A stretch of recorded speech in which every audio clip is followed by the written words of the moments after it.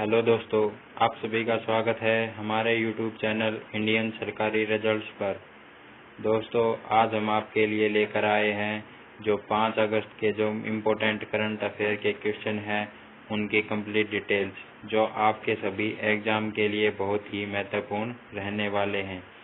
तो चलिए बात कर लेते हैं जो हमारा कल का क्वेश्चन था उसके बारे में। अगर आपने अभी तक हमारे कल के वीडियो को नहीं देखा है तो मैं अपने डिस्क्रिप्शन बॉक्स में आपको उसका लिंक प्रोवाइड करवा दूंगा, आप वहां पर जाकर के उस वीडियो को देख सकते हैं।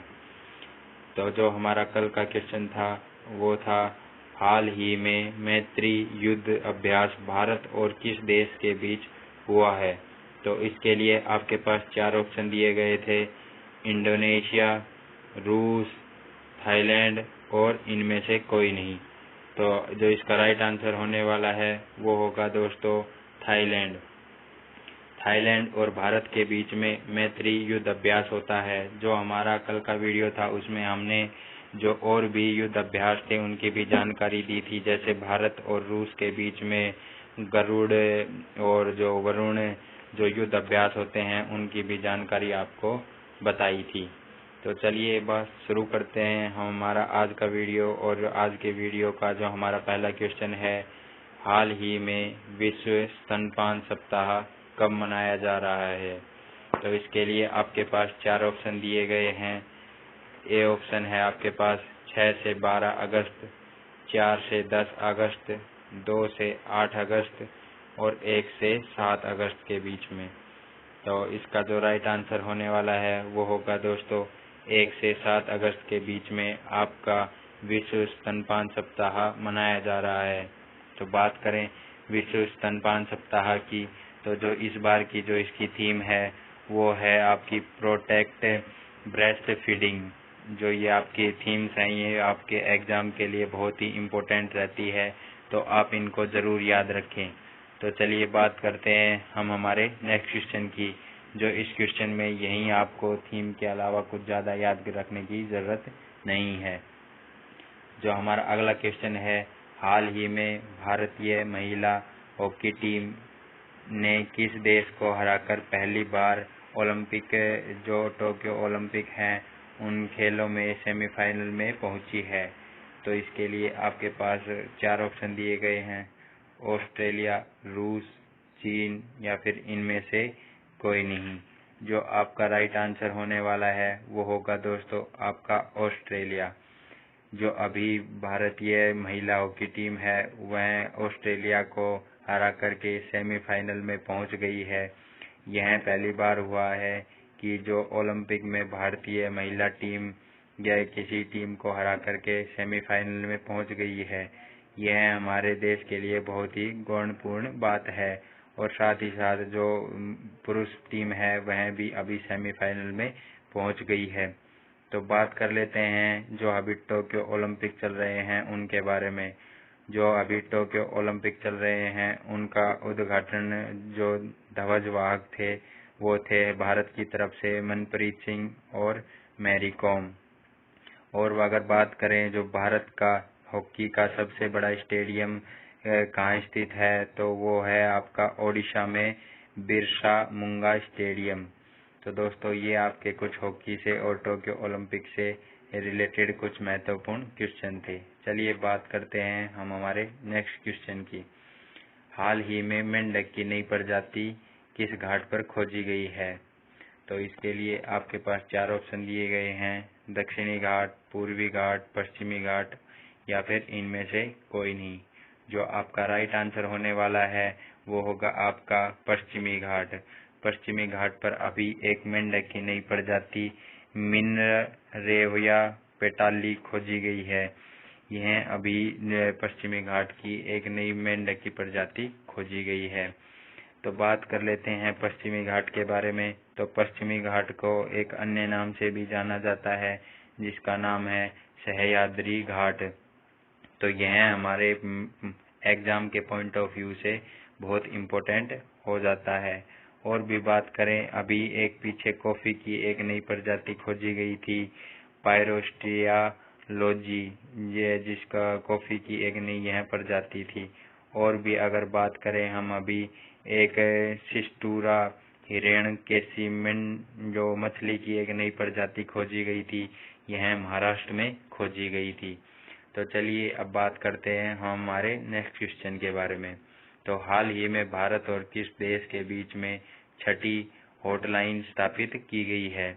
तो यह हॉटलाइन अभी भारत और चीन के बीच में स्थापित की गई है। भारत और चीन ने अभी मिलकर के सिक्किम राज्य में जो छठी हॉटलाइन है वह स्थापित की है। तो बात करें हॉटलाइन के बारे में, तो हॉटलाइन होती क्या है? तो हॉटलाइन वह लाइन होती है जिसमें कहीं इमरजेंसी के अंदर अगर युद्ध जैसी स्थिति हो जाए तो वहाँ दोनों देशों के जो ऑफिसर हैं वो आपस में वार्ता करके उस प्रॉब्लम को सोल्व कर सकें। तो चलिए बात करते हैं हम हमारे अगले क्वेश्चन के बारे में। हाल ही में वासुदेव निम्बुची का निधन हो गया है, वह किस शास्त्रीय नृत्य से संबंधित हैं? तो जो अभी वासुदेव निम्बुचिरी जो है उनका निधन हुआ है, तो यह अभी जो कथकली जो डांस है ये उसके जो ये नृत्यकार थे और यह हमेशा नेगेटिव रोल प्ले करते थे और इन्होंने जो हमारी महाभारत है उसमें भी कथकली के अंदर नेगेटिव रोल दुशासन का किया हुआ है। तो यह आप जो महाभारत से रिलेटेड इस बात को करके और आप इसे याद रख सकते हैं। बात करें कथकली की, जो कथकली है यह केरल का जो राजकीय नृत्य है, राजकीय नृत्य के रूप में इसे मान्यता प्राप्त है। और बात करें कुचिपुड़ी की, जो कुचिपुड़ी है यह आंध्र प्रदेश का शास्त्रीय नृत्य है। और जो हमारा तीसरा ऑप्शन है भारतनाट्यम है, वह तमिलनाडु का शास्त्रीय नृत्य है। तो चलिए बात कर लेते हैं हम हमारे नेक्स्ट क्वेश्चन के बारे में। हाल ही में किस राज्य ने तेंदुए की डीएनए प्रोफाइल करने का निर्णय लिया है? तो यह भी हमारे एग्जाम के पॉइंट ऑफ व्यू से बहुत इम्पोर्टेंट हो जाता है कि अभी जो पहला राज्य कौन सा बना है जिसने तेंदुए की डीएनए प्रोफाइल करने का निर्णय लिया है? तो जो इसका राइट आंसर होगा वो होगा ओडिशा। ओडिशा राज्य के द्वारा यह फैसला लिया गया है कि अभी तेंदुए की डीएनए प्रोफाइलिंग की जाएगी। डीएनए प्रोफाइलिंग से मतलब है कि हर खून के अंदर अलग अलग डीएनए प्रोफाइल होता है, तो जिससे तेंदुए की जो तस्करी की जाती है उसको रोका जा सके। इसके तरफ ओडिशा सरकार ने एक बहुत महत्वपूर्ण कदम उठाया है। तो बात कर लेते हैं अब हम इसके बारे में थोड़ा सा डिटेल में जानने की कोशिश करें। तो जो यह इसके लिए ओडिशा सरकार द्वारा उठाया गया यह बहुत ही महत्वपूर्ण कदम है। बात करें जो बाघ दिवस के बारे में, तो अंतर्राष्ट्रीय बाघ दिवस कब मनाया जाता है? तो इसका आप जवाब हमारे कमेंट बॉक्स में हमें जरूर बताइएगा। तो और साथ ही साथ दोस्तों मैं आपको बता दूं, हम अपने इसी चैनल पर आपको लेटेस्ट जॉब के नए नए जो नोटिफिकेशन है वो भी प्रोवाइड करवाते हैं और साथ ही साथ लेटेस्ट जॉब की पूरी इन्फॉर्मेशन भी आपको प्रोवाइड करवाते हैं। अगर आप हमारे इस चैनल के साथ बने हुए हैं तो हम डेली करंट अफेयर के साथ साथ आपको लेटेस्ट जॉब के जितने भी नोटिफिकेशन आते हैं उनकी पूरी डिटेल्स प्रोवाइड करवाते हैं।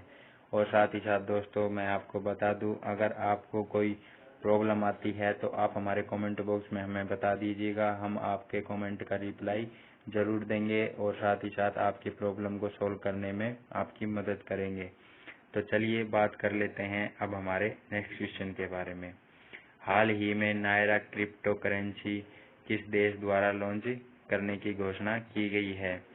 तो बात करें जो नायरा क्रिप्टो करेंसी की, तो यह अभी जो नाइजीरिया जो देश है उसके द्वारा यह घोषणा की गई है कि यह अभी अपनी नई क्रिप्टो करेंसी जो है वो लॉन्च करेगा नायरा के नाम से।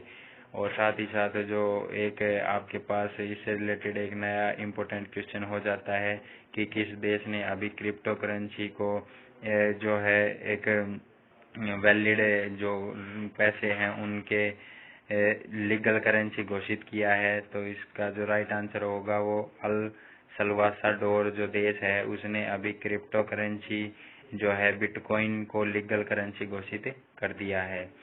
चलिए बात कर लेते हैं हम हमारे अगले क्वेश्चन की।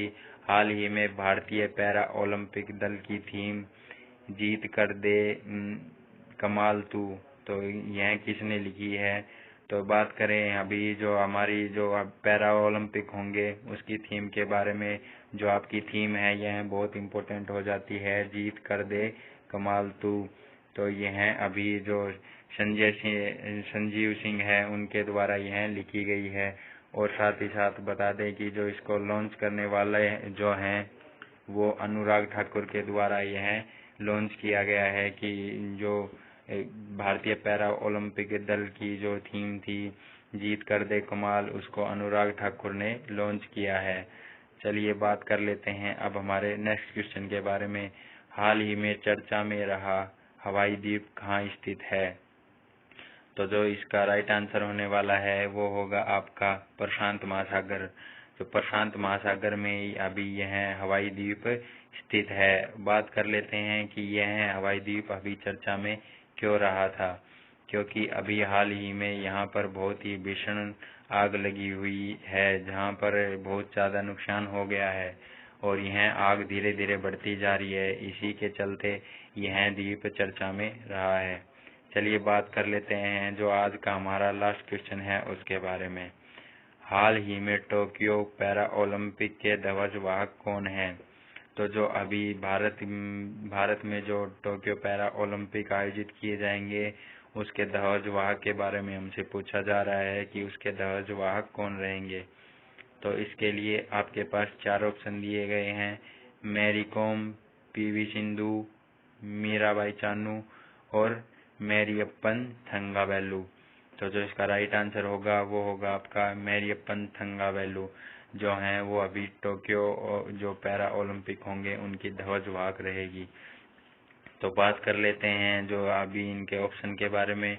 तो जो अभी मैरी कॉम है वो अभी जो टोक्यो ओलंपिक चल रहे हैं उनकी भारत की तरफ से जो मनप्रीत सिंह और जो मैरी कॉम है उनके द्वारा ध्वजवाहक किया गया है। और बात करें पीवी सिंधु की, तो पीवी सिंधु के द्वारा अभी जो ये एकमात्र भारतीय ऐसी महिला बनी है जिन्होंने जो ओलंपिक में 2 मेडल जीतने वाली पहली भारतीय महिला बनी है। इन्होंने 2016 में जो ओलंपिक में जो एक सिल्वर मेडल जीता था और जो अभी टोक्यो ओलंपिक चल रहे हैं उनमें अभी इन्होंने एक ब्रॉन्ज मेडल हासिल किया है। और बात करें मीराबाई चानू की, तो मीराबाई चानू पहली ऐसी महिला बनी जो 2021 की जिन्होंने टोक्यो ओलंपिक में भारत को मेडल प्राप्त करवाया है। तो ये थे इनके जो ऑप्शन की डिटेल्स। अब बात कर लेते हैं जो आपका होमवर्क है उसके बारे में। हाल ही में नेपाल के नए पीएम कौन बने हैं? तो इसके लिए आपके पास 4 ऑप्शन दिए गए हैं, शेर बहादुर देउबा, डेविड डोमिनोज, महेंद्र राजपक्षे, मोहम्मद अनुज। तो इसका राइट आंसर आप हमारे कमेंट बॉक्स में हमें ज़रूर बताइए। और जितनी भी आपको डिटेल में जानकारी है आप इसकी डिटेल में जानकारी देने की पूरी कोशिश करें, ताकि आप इसके लिखेंगे तो आपको इसकी पूरी जानकारी याद रह जाएगी। और साथ ही साथ आप का जो नाम है वो मैं अपने अगले वीडियो में अनाउंस करूँगा। अगर आपको और भी कोई प्रॉब्लम होती है तो आप हमारे कमेंट बॉक्स में हमें बता सकते हैं, हम आपकी जो प्रॉब्लम है उनको सोल्व अवश्य करेंगे।